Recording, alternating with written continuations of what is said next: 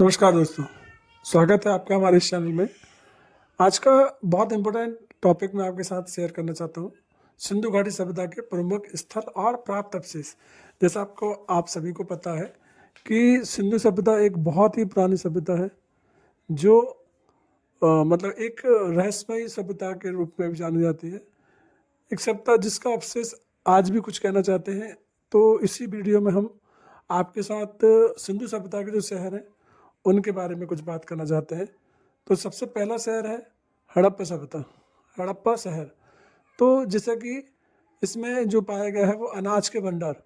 हड़प्पा में अनाज के बड़े भंडार पाए गए हैं जो किंतु घाटी सभ्यता के लोग बड़े पैमाने पर कृषि उत्पादन और भंडार की क्षमता को दर्शाते हैं कि यहाँ पे कोई ना कोई बहुत ज़्यादा मात्रा में कृषि होती होगी।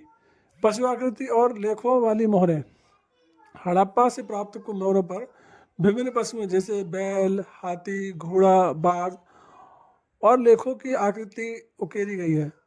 ये मोहरें व्यापार, धार्मिक अनुष्ठान और सामाजिक पहचान के लिए महत्वपूर्ण थी। कब्रिस्तान RS-57। हड़प्पा में RS-57 एक महत्वपूर्ण दफनाने का स्थल है जहाँ मानव कंकाल और दफनाने की प्रथाओं को प्रमाण मिलते हैं। कंकाल संबंध अध्ययनों से पता चलता है कि लोग विभिन्न बीमारियों और चोटों से पीड़ित थे और उनकी दफनाने की प्रथाओं में भी विविधता थी। दूसरा शहर हम देखेंगे मोहनजोदड़ो। मोहनजोदड़ो जैसा कि आप जानते हैं नाम से ही जाहिर हो रहा है मोहनजोदड़ो, जिसका शाब्दिक अर्थ है मृतकों का टीला। मोहनजोदड़ो सिंधु घाटी सभ्यता का एक महत्वपूर्ण पुरातात्विक स्थल है। यहाँ से विशाल स्नानागार, अनाज के भंडार, कास्की नृत्य की मूर्ति और फ्रोटो से या पशुपति आकृति वाली मोहर जैसे महत्वपूर्ण कलाकृति मिली है। मोहनजोदड़ो जिसका सिंधी भाषा में अर्थ होता है मृतकों का टीला, सिंधु घाटी सभ्यता के सबसे बड़े शहरों में से एक था।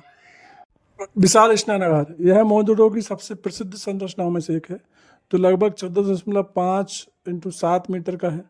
लगभग 24 मीटर लगभग गहरा है। इसे पक्की ईंटों से बनाया गया है और जिप्सम मोटर से सील किया गया था ताकि यह जल रोधी हो सके।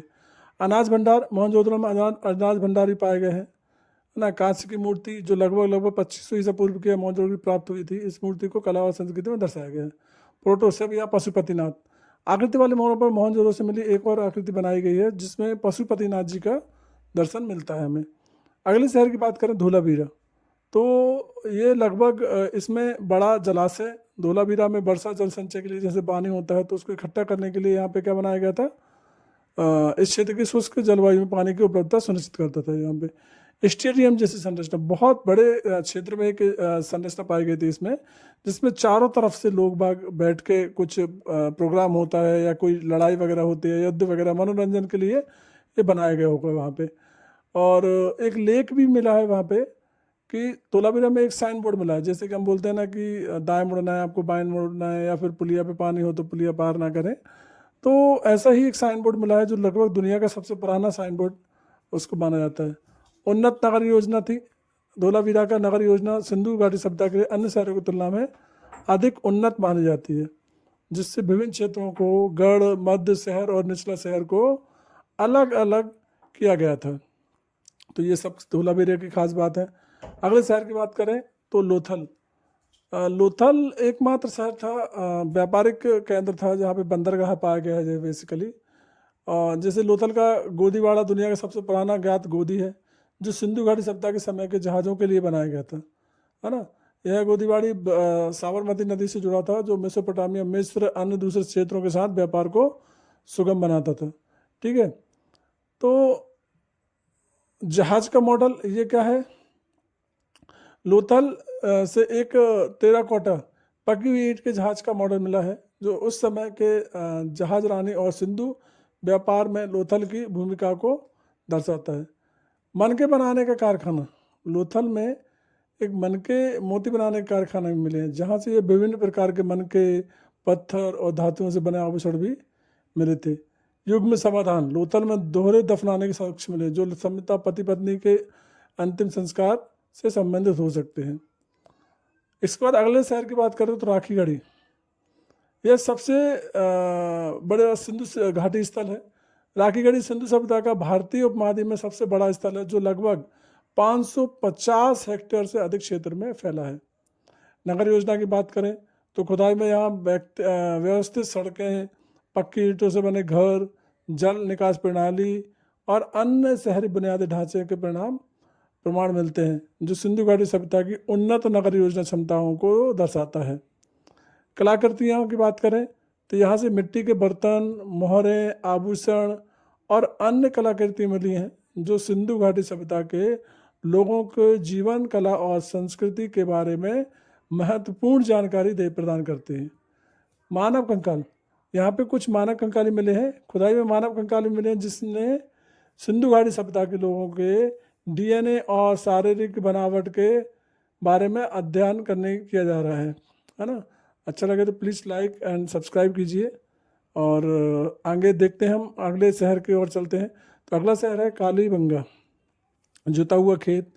कालीबंगा में दुनिया का सबसे पुराना जुता हुआ खेत मिलता है। लेकिन हमें सबको पता है कि मेसोपोटामिया जो सभ्यता थी वो एक ग्रामीण सभ्यता थी और सिंधु सभ्यता एक शहरी सभ्यता थी। तो यह 2900 ईसा पूर्व का है लगभग। इसमें अग्नि देविकाएँ, यहाँ कई अग्नि देविका मिली हैं जो धार्मिक अनुष्ठान के प्रयोग की जाती होंगी, जहाँ पे यज्ञ वगैरह के प्रमाण भी मिलते हैं यहाँ से। काली चूड़ियाँ, कालीबंगा नाम का अर्थ है काली चूड़ियाँ, और यहाँ पे बड़ी संख्या में काली चूड़ी मिली है। मतलब कुल मिला के जो मेकअप का सामान है यहाँ से मिला गया है कालीबंगा से। मिट्टी के बर्तन, कालीबंगा अपने मिट्टी के बर्तनों के लिए प्रसिद्ध है, जिन्हें ABCDEF के वर्गों में वर्गीकृत किया गया है। अन्य अवशेष की बात करें तो खुदाई में मोहरें, चूड़ियाँ, पक्की ईंटों की वस्तु, पक्की मिट्टी, लाल मूर्तियाँ, ईंटें, पक्की पत्थर की गेंदें और अन्य भी वस्तुएं मिली हैं। और इसकी शहर की नियोजन की बात करें तो कालीबंगा 2900 ईसा पूर्व एक नियोजित शहर के रूप में विकसित हो गया था। इस एक और शहर को देखते हैं, चंद्रदुर्ग। सिंधु घाटी सभ्यता का एक महत्वपूर्ण हिस्सा था, जो लगभग 2500 ईसा पूर्व से लेकर 1900 ईसा पूर्व तक फला फूला था। यहाँ पे शहरी चरण की बात करें तो यह स्थलीय नगर झुकर चरण से संबंधित है, जो सिंधु घाटी सभ्यता के बाद का समय है। शिल्प उत्पादन, चंद्रदुर्ग शिल्प उत्पादन विशेष रूप से मनके बनाना, शैल निर्माण, धातुकर्म, मोहर निर्माण और तौल निर्माण के लिए प्रसिद्ध था।